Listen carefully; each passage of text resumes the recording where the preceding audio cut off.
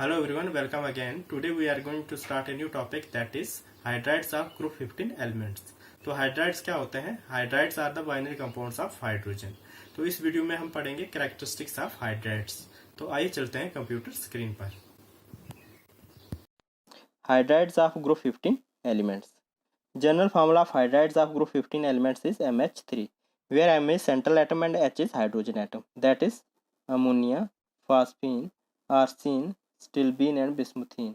ये 5 हाइड्राइड्स हैं group 15 elements के. Characteristics of hydrides. Thermal stability. As we move down the group, the thermal stability of hydride decreases. जब हम top to bottom move करते हैं in the periodic table, तो group में जो होता है हाइड्राइड्स की स्टेबिलिटी डिक्रीज करती है. ग्रुप 15 एलिमेंट्स के टॉप टू बॉटम मूव करते हैं तो size of central atom increase करता है, जिसकी वजह से इलेक्ट्रॉन एक्टिविटी डिक्रीज करती है. इलेक्ट्रॉन एक्टिविटी होती है the tendency to attract the shared pair of electron toward itself. Electron को खींचने की कैपेसिटी.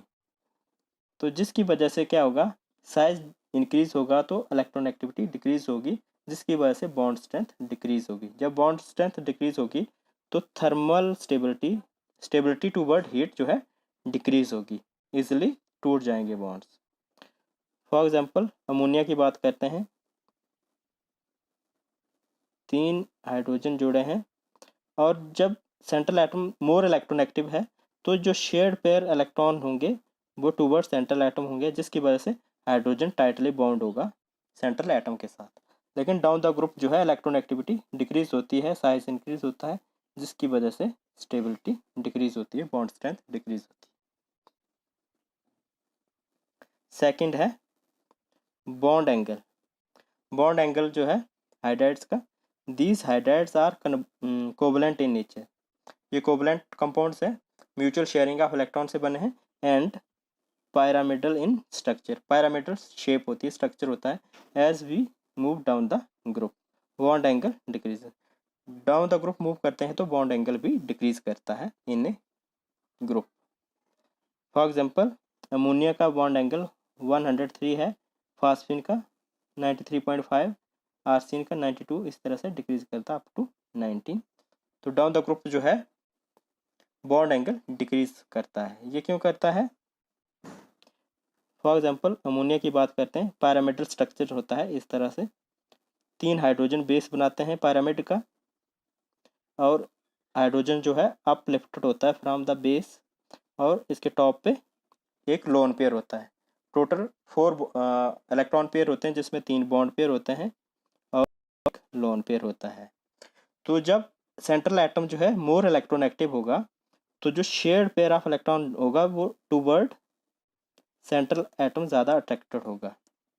तो जब बॉन्ड पेयर अट्रैक्टेड होंगे टूवर्ड सेंट्रल एटम, तो जो बॉन्ड जो होगी इसमें जो इलेक्ट्रॉन जो होंगे इनकी जो होगी इलेक्ट्रॉन इलेक्ट्रॉन रिपल्शन होगी.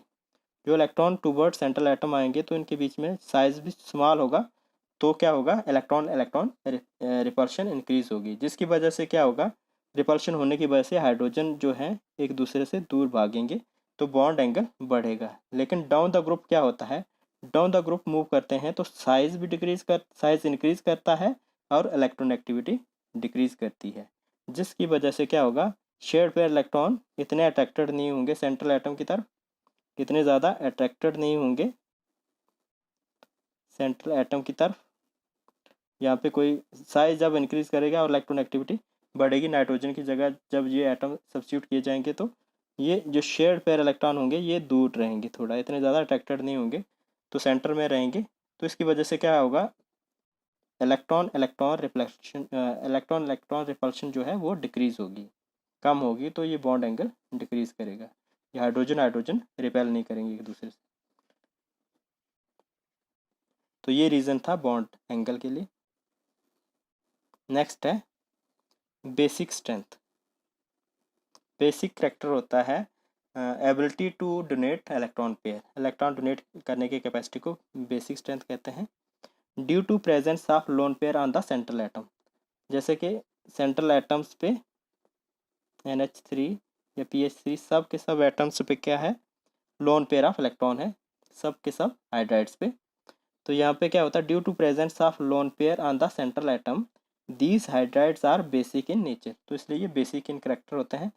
Down the group basic strength decreases. तो बेसिक स्ट्रेंथ भी डाउन द ग्रुप डिक्रीज करती है। वो क्यों करती है? क्योंकि साइज इंक्रीज करता है down the group, arsenics, antimony and bismuth. तो डाउन द ग्रुप जो है साइज डिक्रीज करता है, साइज डिक्रीज करता है, साइज डिक्रीज करता है, जिसकी वजह से क्या होता है, डेंसिटी ऑफ इलेक्ट्रॉन पेयर जो लोन पेयर अवेलेबल होगा, जैसे फॉर एग्जांपल नाइट्रोजन पे लोन पेयर अवेलेबल है, तो इसकी डेंसिटी जो है डिक्रीज करती है डाउन द ग्रुप, क्योंकि साइज बढ़ता है।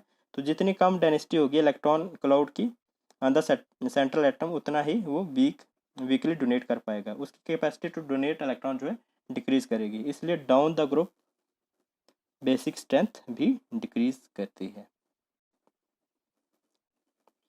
नेक्स्ट है रिड्यूसिंग करेक्टर।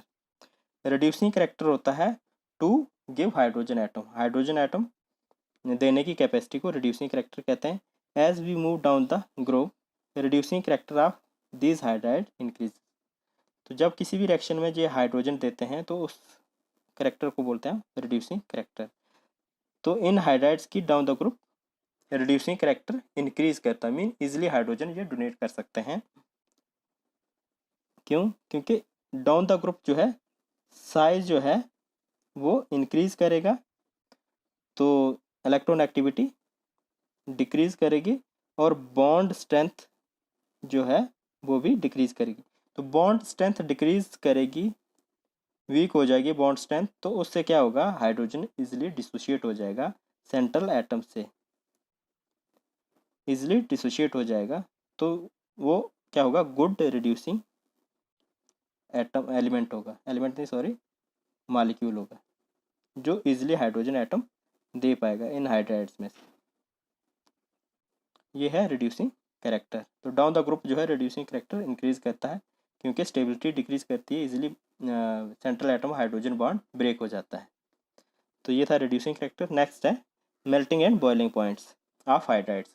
मेल्टिंग और बॉइलिंग पॉइंट जो है from phosphine to bismuthine, melt boiling point जो है इंक्रीज करता है, बॉइलिंग पॉइंट इंक्रीज करता है।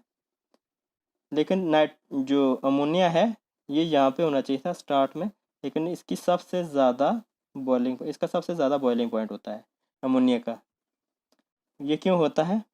The abnormally high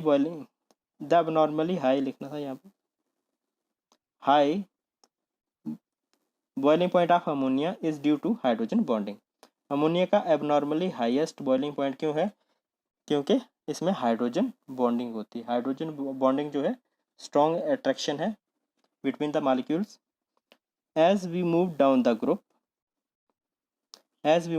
group the weak van der Waals forces of attraction in hydride increases.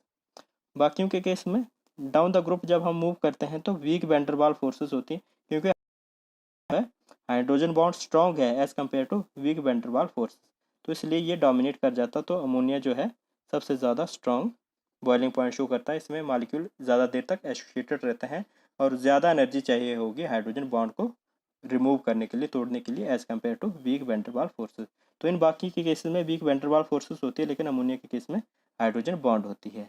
तो वीक वैन डर वाल फोर्स को रिमूव करने के लिए बहुत कम एनर्जी चाहिए। तो डाउन द ग्रुप जो है week van der Waals forces जो है इनकी अट्रैक्शन बढ़ती है विद इंक्रीज इन साइज। तो साइज इंक्रीज करता है डाउन द ग्रुप, तो साइज इंक्रीज करने की वजह से week van der Waals forces जो है बढ़ती हैं। तो जब फोर्सेस ये बढ़ेंगी तो उसके हिसाब से जो होगा उनका बॉइलिंग पॉइंट भी बढ़ता जाएगा, लेकिन उतना ज़्यादा नहीं बढ़ेगा जितना हाइड्रोजन बॉन्डिंग से बढ़ेगा, इसलिए अमोनिया का बॉइलिंग पॉइंट सबसे ज़्यादा होता है। तो ये थी characteristics of hydrides of group 15 elements. Thank you.